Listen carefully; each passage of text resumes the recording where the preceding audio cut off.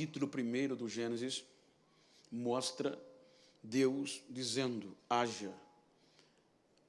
Todo o capítulo 1, os irmãos vão ver a criação pelo poder da palavra. E quando termina o capítulo 1, a Bíblia diz que viu Deus que era bom e descansou. Então a terra estava toda preparada, a terra estava toda organizada, decorada, preparada. Aí vem o capítulo 2. A terra com tanta delícia agora, maravilhas, que o próprio Deus disse que viu e era bom, mas faltava o melhor, o ser humano. O ser humano faltava um adorador, faltava o máximo, o ápice da criação. Então, a criação do ser humano é a única que Deus vai usar recursos materiais e matéria-prima no contexto da criação.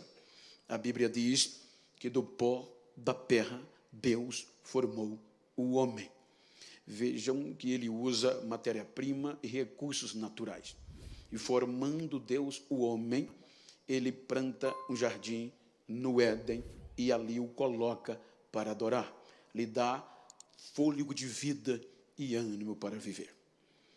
Então agora há um relacionamento em vista, há um relacionamento proposto entre Deus e o ser humano. Se nós analisarmos o contexto, a intimidade de Deus com esta criação chamada ser humano, ela vai estreitando ao passar dos dias, a ponto que nenhuma outra criatura galgou um patamar de intimidade, de fidelidade, de relacionamento com Deus igual ao ser humano. Se os irmãos observaram, salvo engano, eu falei isso aqui outra vez, mas só para dar sentido, os irmãos observam que quando os anjos foram criados, eles foram criados, mas eles não galgaram o grau de relacionamento que Deus tinha com o ser humano. Tendo em vista que quando nós estamos falando de um contexto jurídico, a Bíblia diz que quando os anjos pecaram, eles foram julgados automaticamente, sem direito a recursos, sem direito a recorrer. Mas agora Deus forma o homem e o coloca no jardim. E aqui Deus estabelece uma lei, uma regra que não poderia ser violada. Se nós lermos a Bíblia, diz o texto que Deus dispõe ao homem toda a criação, inclusive a terra. Deus deu ordem à terra para cuidar, suprir o homem em todos os aspectos. Então diz Deus que de todas as árvores do jardim você pode comer. Aí vem a regra, aí vem a lei, exceto a árvore do meio do jardim, a árvore do conhecimento do bem e do mal. Ali estava a lei, ali estava a regra.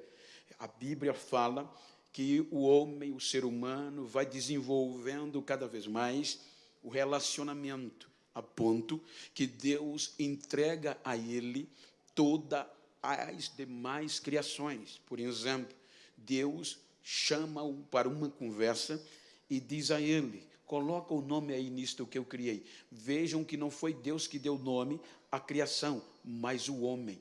A Bíblia fala, e obviamente antes da criação, que Deus chamou águas, os montões, de mares, poção seca, de terra.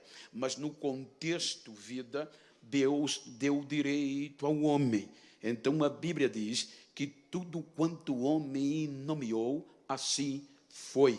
Olha o tamanho da confiança, do relacionamento e a altura que Deus elevou o ser humano diante dos animais silvestres, dos animais, das bestas, dos mais profundo abismo, tudo Deus submeteu ao homem.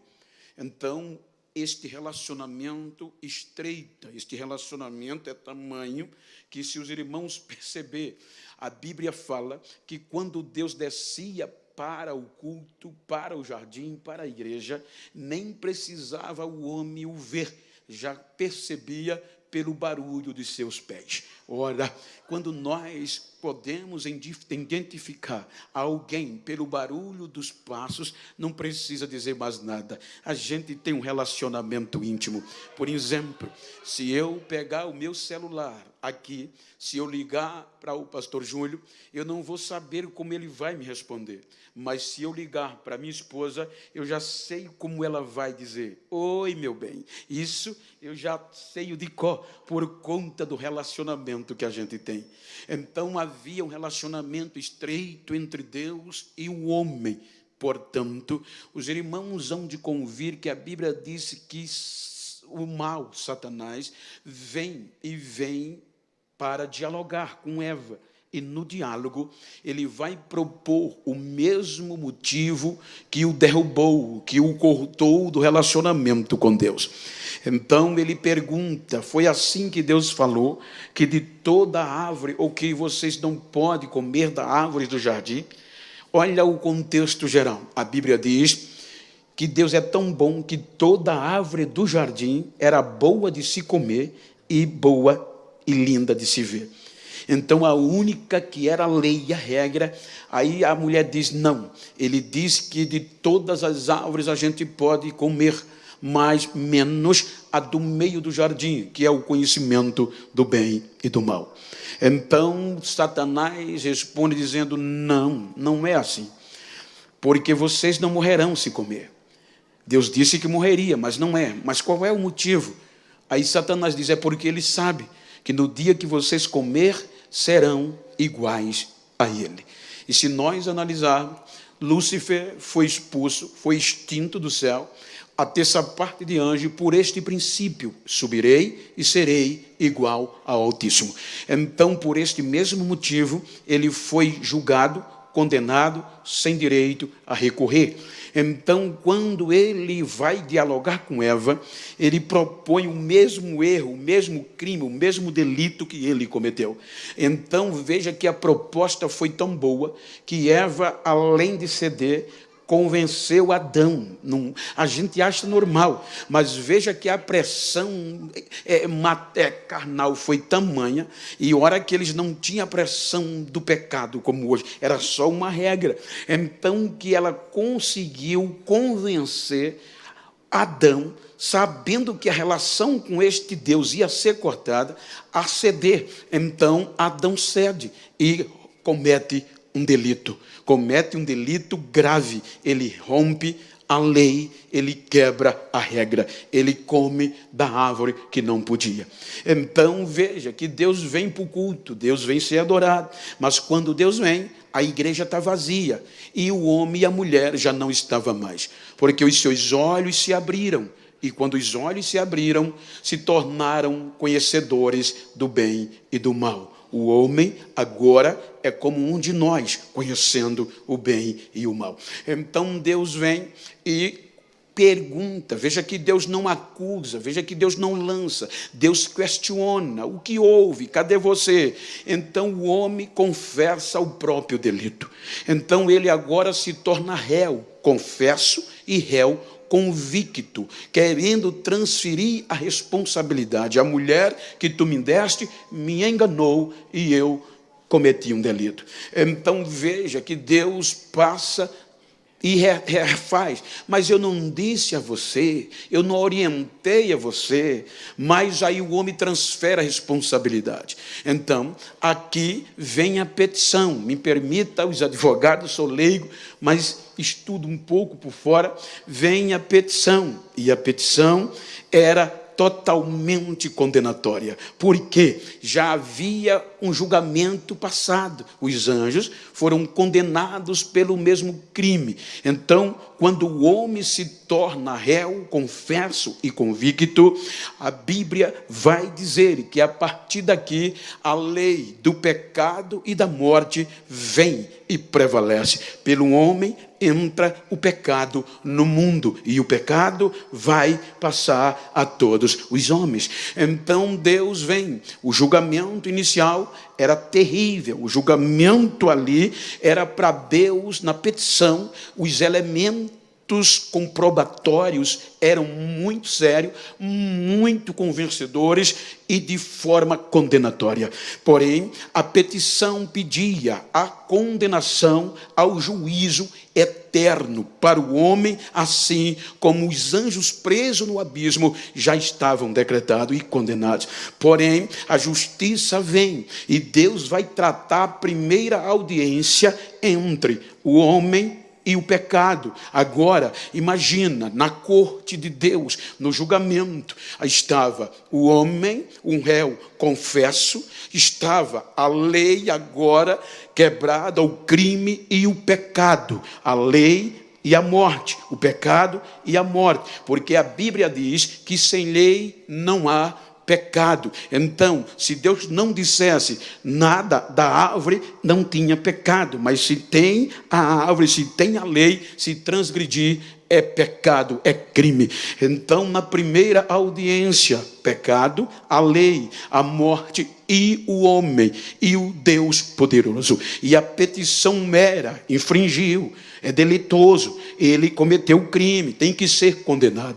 Então Deus vem e faz um julgamento, e um julgamento como juiz supremo. Ele, o homem, era para ser extinto logo ali. O homem não era para gozar de renovação nunca mais, porque ele foi deteriorado. Então vem Deus e o expulsa da sua presença, lacra o paraíso com a espada de fogo e querubins. Para quê? Para o homem não volta mais. E a Bíblia diz que o homem foi afastado, destituído da presença de Deus. Mas vejam que a petição era condenação eterna. Aí Deus faz o quê? Protela o julgamento de condenação. Ele traz, como se diz, ele ameniza, ele espera, ele vai trazer para o homem mais uma chance. A Bíblia diz que ele protela o julgamento,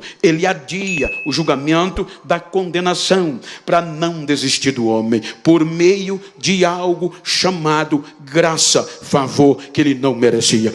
Então o homem vai desenvolver-se, o homem vai buscar a sua própria vida. Ele agora não vai mais gozar do privilégio da terra, o sustentar, mas agora ele vai ter que trabalhar com o suor do seu próprio rosto para se alimentar. Olha só, para você ter uma ideia do dano. Quando vem Enos, a Bíblia diz que houve um princípio de reação. Está escrito, nos dias de Enos voltaram a buscar o Senhor, mas a lei do pecado e da morte prevaleceu sobre eles. Aí vem o capítulo 6 do Gênesis. Então vem uma nova audiência. Para quê? Para Deus ver se o homem havia melhorado, se o homem havia se dado um jeito de retornar. Mas quando Deus vem na segunda audiência do capítulo 6, a Bíblia diz que foi pior ainda, porque agora não é mais um casal, agora é uma geração. Veja que a Bíblia diz degradação geral, está no total do gênero humano. Ninguém escapou da lei da morte e do pecado. Portanto, o julgamento tinha que ser ali daquela geração. O ser humano, a nossa história era para acabar ali, deteriorado no todo, não era para ter renovação. Então Deus diz, me arrependo. Veja o teor desta palavra, está escrito, a gente lê, mas imagina um pai dizer para um filho, eu me arrependi de haver gerado você. Olha que desprezo e que dor. Então Deus olha para aquele homem que tinha um relacionamento estreito e quebrou, porque partiu do homem a quebra, e diz, me arrependi de o haver feito, eu vou dar fim dele, vou dar cabo dele, porque o seu comportamento muito é má. E os elementos comprobatórios, a Bíblia diz que eram mais aguçados, porque o pecado cheirava mal às narinas de Deus. Então as provas condenatórias estavam no nariz de Deus. Não tem jeito, é culpado, é pecado, é transgressor, é delito, é crime, desiste dele. Então Deus disse, tem verdade, tem que ser destruído. Então vem Deus e diz, o meu espírito, aquele espírito que ele deu, não intercederá para sempre com o homem. Então quando a morte, quando a lei do pecado, quando o inferno disse acabou, conseguimos, aí vem algo chamado graça, favor imerecido. E a graça faz Deus protelar o julgamento de novo, porque vem a condenação, vem o dilúvio, e mais Deus diz que Noé achou graça aos olhos de Deus. Veja que pela graça ele não era perfeito, porque graça é favor que não merece, mas Deus diz, vou preservar, vou protelar, vou dar mais oportunidade para ele se renovar. Aí vem o dilúvio, capítulo 6 e 7, passa o tempo, toda a terra é coberta pelas águas, a destruição vem, mas o homem como principal e os animais são preservados. Então vem o capítulo 8, passam meses, passa um ano e pouco, aí diz a Bíblia, lembrou Deus de Noé.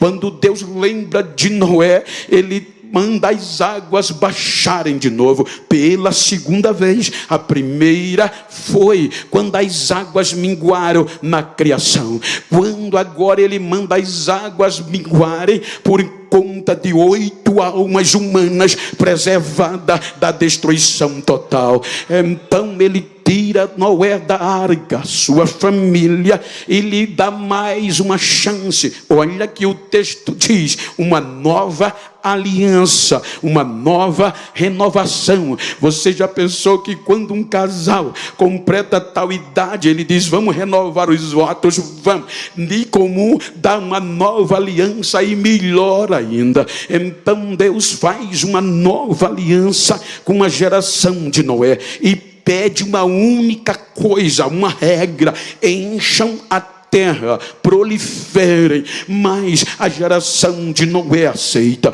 e Deus diz, por esta aliança nunca mais eu farei o que fiz com vocês. Quando vocês verem a água cair, o arco-íris vai aparecer, e quando ele aparecer, você vai lembrar que eu não me esqueci da aliança que fiz. Então não importa como estão te tratando, como você chegou aqui, olha para quem está ao teu lado e diz a ele, quando alguém pensar, diga, quando alguém pensar que você está esquecido, que você foi jogado fora, que você foi abandonado, e vem a vontade de desistir, enche a boca de água, mas enche e sopra com força. Quando você soprar, você vai ver o arco-íris, você vai lembrar, Deus não esqueceu da aliança que fez comigo, ainda está de pé.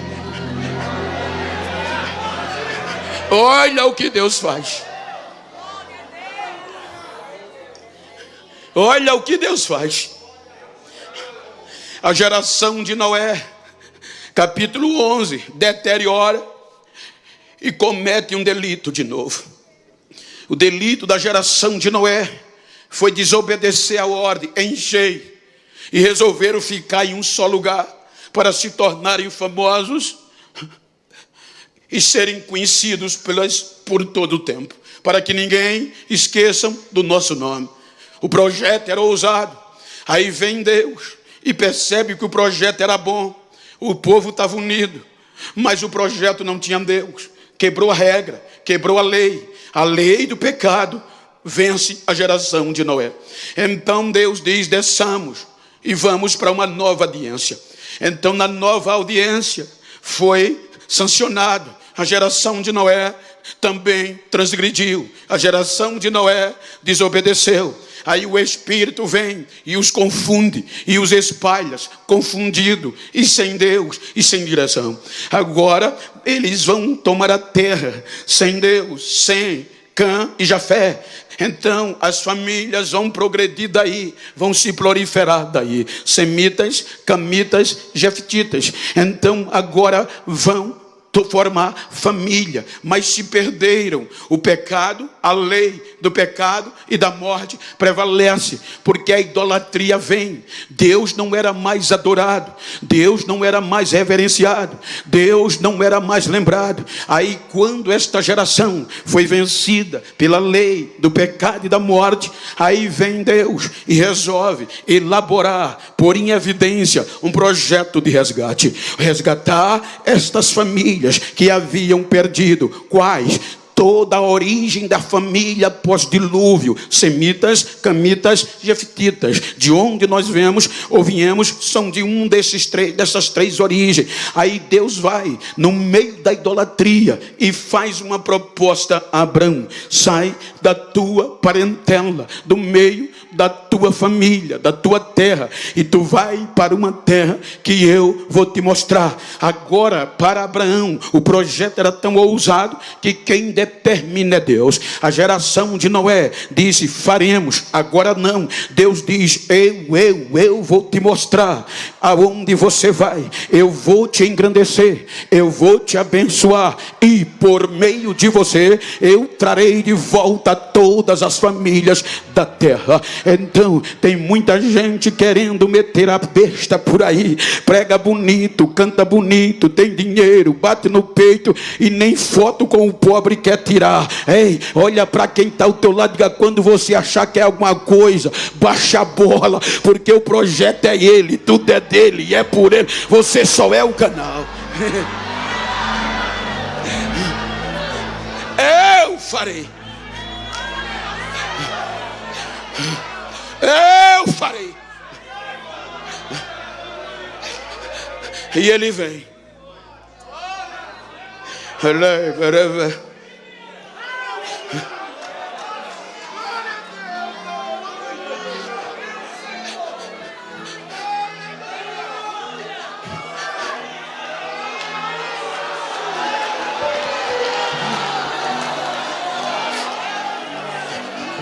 Por meio de Abraão, o maior projeto espiritual do Velho Testamento. E qual era o projeto? Que por meio de Israel, todas as famílias da terra se reconciliassem com Deus. E qual era o objetivo? A lei do pecado e a morte teria que ser aniquilada. Veja que Deus trata Israel como nunca tratou o ser humano. Você vai ver o relacionamento de Deus para com Israel mais íntimo se nós analisarmos o contexto de Adão e transliterar para o contexto de Israel, onde a lei do pecado e a morte já habitava. O relacionamento de Deus com Israel era o máximo da intimidade. Tu és a menina dos meus olhos, eu nunca te deixarei. Por mais que nós amemos a nossa esposa ou namorada, nós nunca teríamos a ousadia e nem a capacidade de expressar um sentimento de amor tamanho como Deus usou para com Israel. No meio do caos, ele disse um princípio de possibilidade remoto, mas um princípio. Pode uma mãe esquecer do filho que mama, aquele filho que ela gerou no seu ventre, e ela não venha se compadecer dele? Ou seja, pode uma mãe ver o filho pedindo para mamar e ela fazer de conta que não está ouvindo? Até pode, mas eu, ó Israel, nunca vou abandonar, nunca vou esquecer, nunca vou deixar você sem provisão.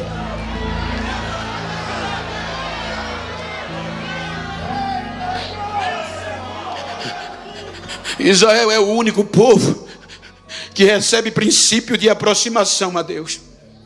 Veja que em todo o planeta Terra, só Israel tinha esse Deus. Deus lhe dá sacerdote, Deus lhe dá rituais de santidade, e para melhorar, Deus faz uma nova aliança. Uma aliança com sangue de animais puro, para aniquilar, para cobrir a lei do pecado e a morte. Para cobrir a lei do pecado e da morte. Vejam que Israel tinha um intercessor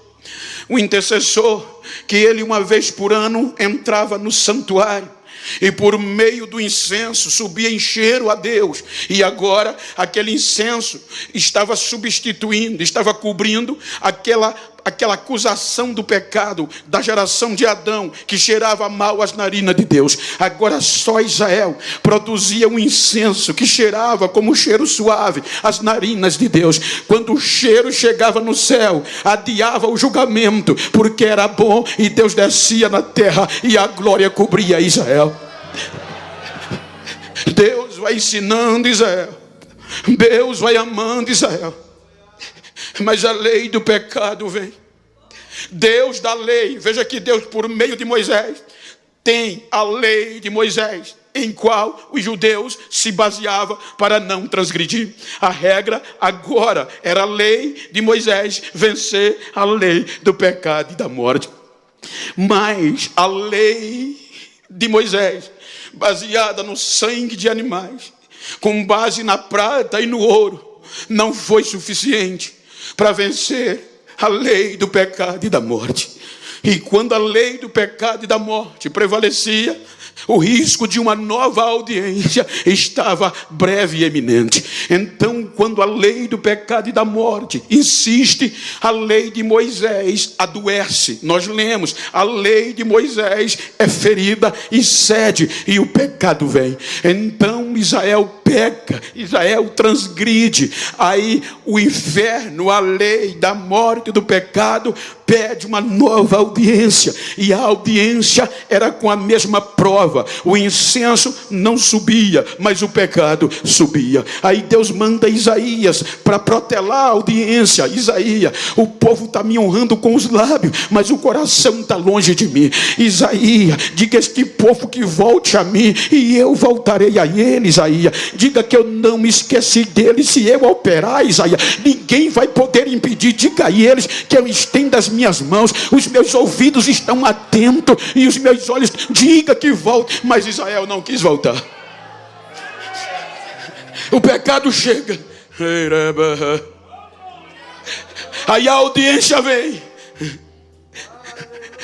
O único meio, o único projeto de alcançar o ser humano foi afetado pela lei do pecado e da morte. Olha o investimento de Deus.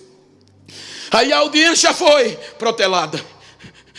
Deus manda Jeremias, mas Israel não vem. Então a petição vem, condenação, já tem jurisdição, é o mesmo crime, porque o Senhor está adiando. Aí Deus diz, vou puni-los para ficar sem justiça, e mandou Israel para o cativeiro. Adiou o julgamento. Ele trouxe umas sanções comunitárias, se fosse usar o termo hoje. Ele vai cumprir um período de 70 anos no cativeiro. Mas eu não vou desistir. Eu vou investir de novo. 70 anos se passam.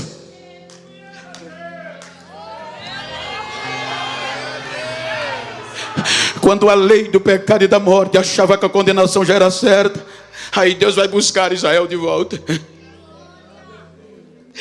Mas Israel volta e não é mais o mesmo. Aí Deus usa o profeta Ageu para estimular e dizer, recomecem. Em outras palavras, eu estou disposto a renovar vocês. Veja que Israel foi deteriorado. Quem via dizia, não tem mais jeito, precisava ser renovado. Aí Deus diz, recomecem, que eu vou renovar vocês. Eu prometo a vocês que a glória da segunda casa vai ser primeiro. A glória do recomeço vai ser maior do que quando era. Recomecem. Israel recomeça, mas não consegue vencer a lei do pecado e da morte. Se você olhar a mensagem de Malaquias, Zacarias, é só reclamação. Como foi dito aqui, porque até as ofertas que eles davam era desobediência, porque agora eles não traziam mais ofertas perfeitas, com excelência. Agora era animal aleijado e cego. E quando Deus reclamava, eles diziam: e por que Deus está bravo com a gente? Aí Deus diz por meio do profeta: vocês dizem que eu estou zangado com vocês, mas vocês dizem que um pai merece respeito e o seu senhor merece honra. O pai merece honra, o senhor respeito. Então, se eu sou pai, onde está o meu respeito? Se eu sou senhor, onde está a minha honra? As ofertas que vocês estão trazendo são de animais cegos e aleijados. Vocês estão dando oferta melhor para o governador de vocês do que a mim. Vá oferecer o que vocês oferecem a mim ao governador, ver se ele quer. Mas Israel não melhorou. Aí agora vem o julgamento, o silêncio. Veja que aqui Deus se cala. Os elementos comprobatórios eram tão fortes da nossa condenação, porque o único projeto agora que Deus levantou de forma espiritual para nos reconciliar com Ele, a lei do pecado e da morte venceu. Aí Deus disse: vou me calar, não tem mais jeito. Eu não vou mais mandar profetas. Eu não vou mais investir com visões nem com sonhos. Eu vou me calar. Eu vou levá-los a juízo. E prepara o trono para o julgamento. Se você olhar o investimento que Deus fez, me permita, os teólogos estudiosos, é um pensamento meu. Quando você lê João capítulo 4, lá do Apocalipse, eu quero entender que foi aqui quando não tinha mais jeito, quando todo investimento foi jogado fora pelo ser humano. João disse que estava preso na ilha de Patmos, e ele disse que em espírito, em visão, viu uma porta aberta no céu, e uma voz como voz de trombeta disse: João, sobe aqui. E ele sobe. Ele disse que quando subiu, viu um trono armado, e trono fala de julgamento. Na questão contextual, ele diz que o que estava sentado no trono era de glória, a adoração a ele era total. Mas quando chega no capítulo 5, ele diz que houve uma procura. O que estava sentado no trono gritou: procure nos céus, procure na terra, procurem debaixo da terra alguém que possa tornar eles, possa interceder, que possam interceder e trazer recurso para eles. Os anjos procuraram debaixo da terra, os anjos procuraram na terra, os anjos procuraram no céu, e quando voltaram ao trono disseram: ninguém, Senhor, ninguém. Porque João diz que na mão direita do juiz já estava a sentença condenatória, escrita por dentro e por fora, selada com 7 selos. Aí eles dizem: nem no céu, nem na terra, nem debaixo da terra, ninguém foi achado digno de tomar o livro, de quebrar os selos, nem sequer de olhar para ele. Acabou.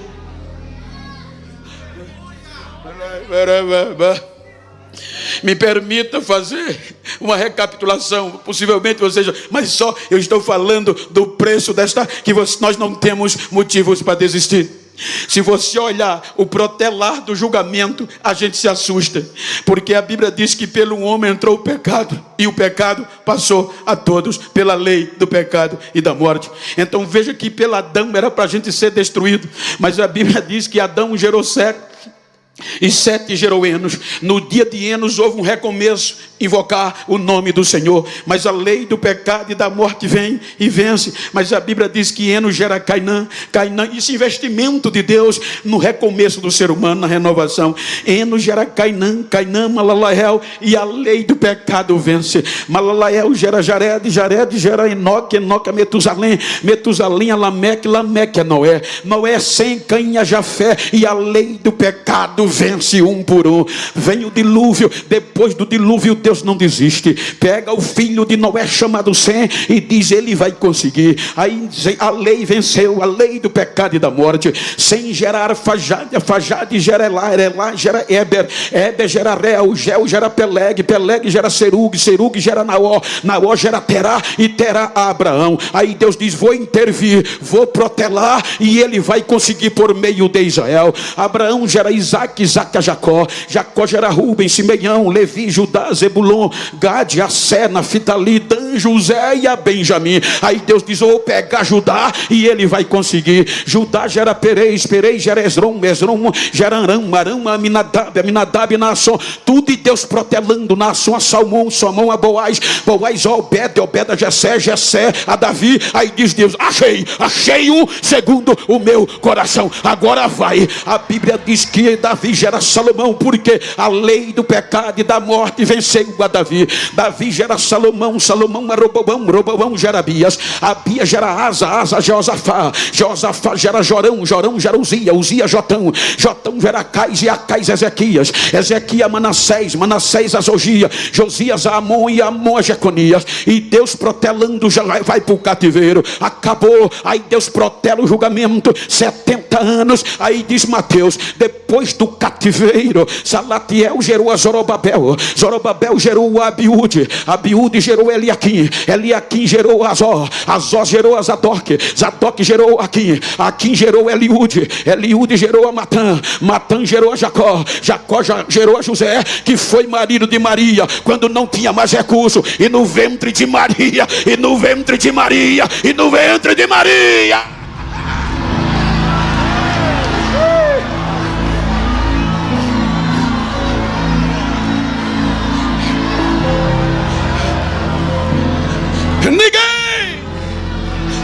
ninguém foi achado digno. A lei do pecado e da morte, o inferno dizia: acabou, condenação.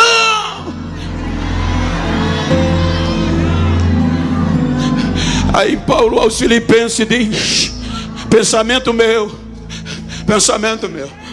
com base em Filipenses 2, quando Paulo fala que o nosso sentimento tem que ser o mesmo que houve em Cristo Jesus.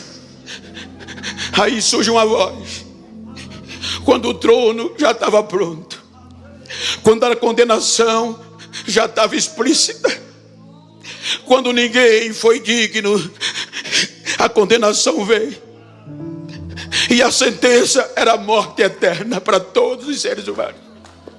Porque já havia uma jurisdição, porque o julgamento dos anjos foi sem recurso e sem recorrer. Agora Deus protela tudo isso, e quando recursos parece que está acabado, aí surge uma voz: eu vou, Pai.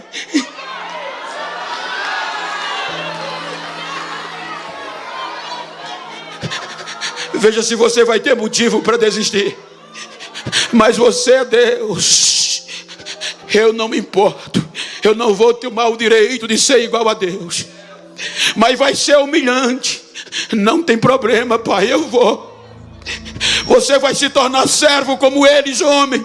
Tem problema não, Pai. Eu estou disposto a me despir da minha glória e vou descer, vou me humilhar, vou tornar a forma de homem e vou trazê-los de volta para o Senhor. Eu vou trazê-los de volta, vou pagar a sentença, Pai. Ei, maravilha.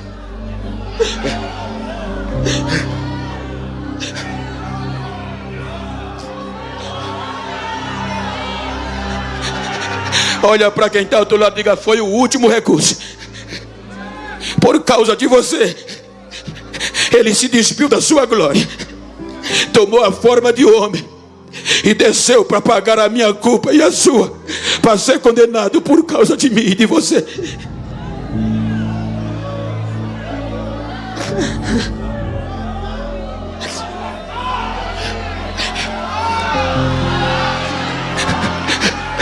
Não há uma mensagem mais contundente para você falar em mistério do que essa.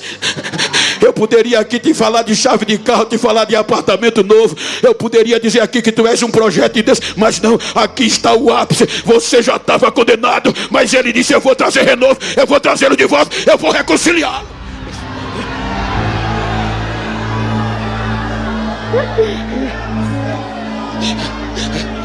Por isso que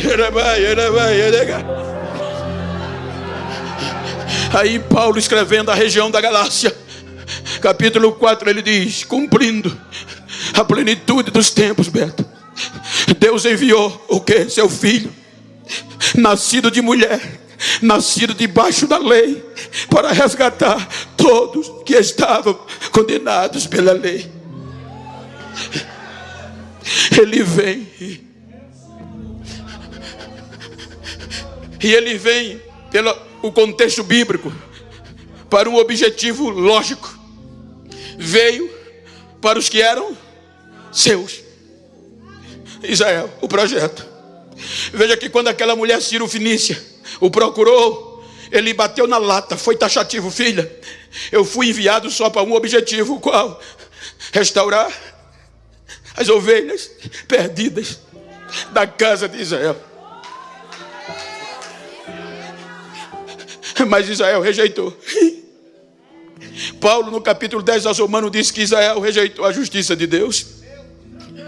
Quando Israel rejeitou, o projeto missionário rejeitou, aí a morte, a lei do pecado e da morte dizia: está vendo, tem jeito mais não. O que é que o senhor vai fazer agora? Já estão condenados. Paulo diz que nós já estávamos mortos, sem Deus no mundo, sem Pai, sem Cristo e sem aliança com Israel. Aí ele diz: eu vou adotar. Vai adotar o quê? Os gentios.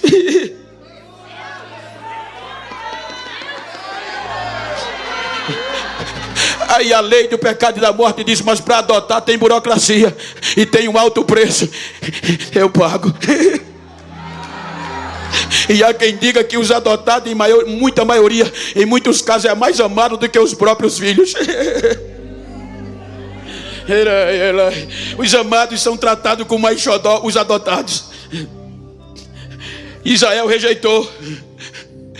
O massacre, em síntese, o leva à cruz. Veja que o princípio da condenação era fatal, porque a condenação era minha, era sua. Então eles usaram o quê? O princípio da lei do pecado, porque eles usaram o princípio de Deuteronômio 21, 22 e 23. Olha o que está escrito lá: se alguém entre vocês, isso foi Deus falando, cometer pecado e vocês o crucificarem, o corpo dele tem que ser tirado da cruz no mesmo dia, porque ele é maldito de Deus. E sendo ele maldito de Deus, se não tirar o corpo, a terra de vocês será maldita. Então o princípio lógico, segundo a religião, segundo a lei de Moisés, era que todo aquele que fosse crucificado, e para a religião, para o inferno, ele cometeu pecado. Por isso que o crucificaram, porque o tinham como pecador, transgressor, insurgente, perturbador da ordem pública. Então disseram: está na lei, vamos torná-lo maldito. Então crucificam como que fosse pecador. Usaram o contexto regente, a lei romana. Crucificação é o ápice da humilhação. Então, quando pendurá-lo na cruz, ele foi pendurado como pecador. Ou seja, na ótica da religião, na ótica dos homens, na ótica do julgamento terrestre, ele cometeu pecado. Então levaram ele para a cruz e o crucificaram. Vejam que o massacre foi tão grande que ninguém ousou defendê-lo, e quem queria não tinha coragem. Então, para piorar a esperança 3 horas da tarde, dilacerado o seu corpo, o sangue correndo, corpo perfurado, o tecido mutilado, ele morre como qualquer ser humano. Quando ele morre, ele grita que entrega o seu espírito. Então, para cumprir Deuteronômio 21, 22 e 23, é pecador crucificado. O corpo tem que ser tirado ainda hoje. Vejam que entra José e Nicodemos e tira o corpo dele da cruz. Para piorar a situação do julgamento, o sepultam e fecham o sepulcro com a pedra, como qualquer ser humano. Então, pela lógica natural, ele estava morto, sepultado, enterrado e acabou. Por isso que a esperança foi embora. Porém, pela lógica da anatomia, a putrefação, a decomposição no estado do corpo de um pecador ia no máximo 9 a 12 horas. Isso implica dizer que de 9 a 12 horas o corpo dele ia começar a feder e decompor. Só que agora estava lá no túmulo ele, a morte, esperando o corpo apodrecer. Dá 12 horas e o corpo não fede. Dá 24 horas e a putrefação não entra.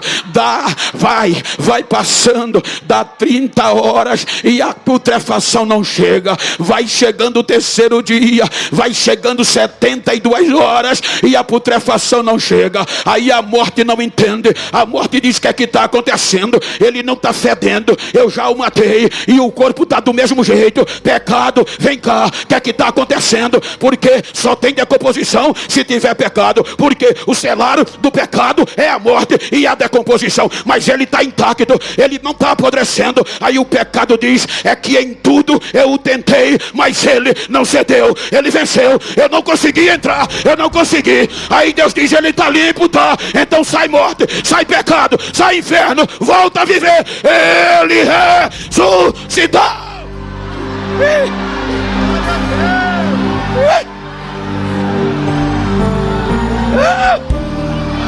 Olha para quem está ao teu lado e diga: vou sair renovado. Ele está vivo, ele está vivo, ele está vivo, ele está vivo.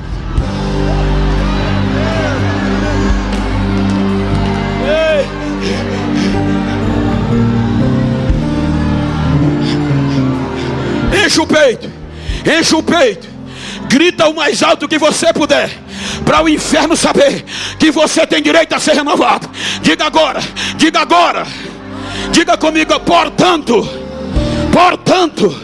agora nenhuma condenação a mais para quem está em Cristo Jesus, que não anda segundo a carne, mas o Espírito, porque a lei do Espírito de vida em Cristo Jesus me libertou da lei do pecado e da morte. Sou livre, sou livre, sou livre, sou livre.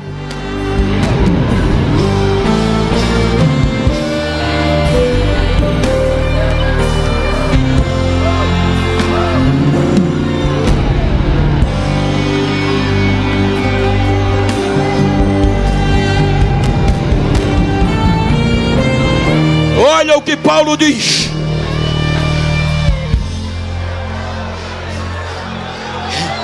Olha o que Paulo diz aos Coríntios. Quando tentaram tirar até a esperança do arrebatamento.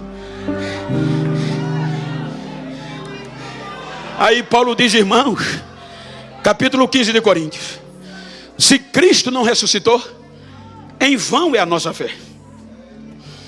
Se Cristo não está vivo, não adianta de nada a minha pregação. Mas ele está. E uma certeza eu vou dizer a vocês: ele venceu a lei da morte e o pecado e o inferno. Ele diz: eu não quero, irmãos, eu não quero que vocês sejam ignorantes, mas eu tenho um mistério para dizer a vocês: nem todos dormiremos, mas ao toque da última trombeta, os que morreram em Cristo ressuscitarão primeiro, e depois nós que estivermos vivos seremos transformados e subiremos a nos encontrar com eles no céu, e de lá subiremos para estar para sempre com o Senhor. Aí o lindo é agora, quando ele diz: e quando, irmãos, isso que é corruptível se revestir da incorruptibilidade, isto que é mortal se revestir da imortalidade, vai cumprir o que está escrito. Eu quero acreditar, gente, que vai ser rápido, mas o coração da gente vai subir cantando em louvor e enaltecendo esse momento. Ele usa isso aqui para estimular os irmãos que estavam desistindo. Ele diz: irmão, aí nós vamos subir cantando, na minha linguagem. Cantando o quê? Diga comigo qual é o hino. Diga qual é o hino. Agora diz: aonde está? Olha a primeira estrofe: aonde está? Ó morte, o teu aguilhão. O aguilhão da morte é o pecado, e a força do pecado é a lei. Aonde está, inferno, a tua vitória? Mas graças a Deus por Jesus Cristo, que nos deu vitória. Portanto, diga para quem está ao seu lado: portanto, meu amado irmão, sede firme, inabalável, constante, avante na obra do Senhor. Não desista, porque há uma recompensa. Há uma recompensa.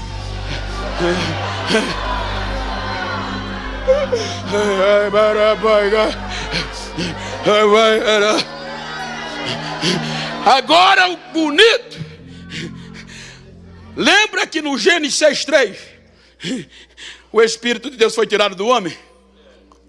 Está escrito lá. Ele está falando do Espírito, mas na inferência, o Espírito do homem não é nada sem o Espírito de Deus.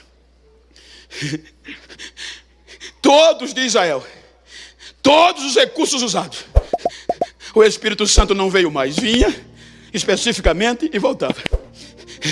Agora, a lei do pecado e da morte vencidos. Aí Paulo escreve aos Gálatas, capítulo 4. Diz: irmão, vocês agora são filhos pela adoção. Isso para gentil. Vocês receberam a adoção de filhos. E se vocês agora são filhos, Deus enviou o Espírito de Cristo, seu Filho, para vocês. Então agora vocês são filhos, são herdeiros de Deus. Aproveite, goze esse tempo. Aí Paulo diz aos Romanos 11:25: porque Deus endureceu a Israel por um pouco de tempo. Para quê? Para vocês entrarem. E enquanto não cumprir a plenitude dos gentios, Israel vai estar parado. Mas vocês, a vez é de vocês. Enquanto a trombeta não tocar, aproveite, pule, cante, levante a mão, adore, receba renovação.